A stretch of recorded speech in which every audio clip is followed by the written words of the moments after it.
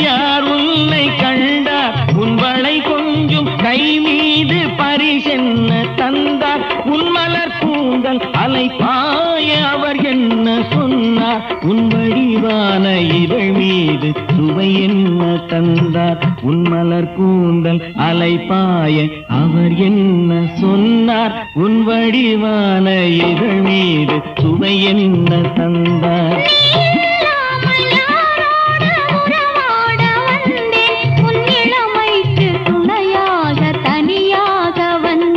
நான் மலரோடு தனியாக ஏன் இங்கு நின்றேன் என் மகாராணி உன்னை காண ஓடோடி வந்தேன்.